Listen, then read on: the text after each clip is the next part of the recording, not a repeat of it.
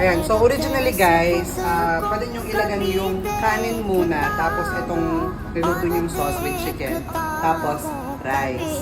Pero ang gagawin natin, is ibang way, ihahalo na natin yung rice doon sa ating nilutong sauce. So, pasensya na kayo dahil wala tayong kanin. Perfect na lang natin next time. Pero dapat again, buwan natin yung kanin.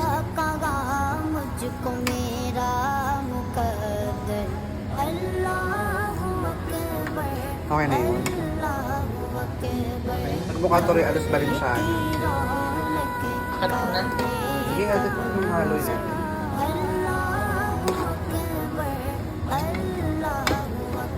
Ang dami nating sauce. Dapat maraming kanin.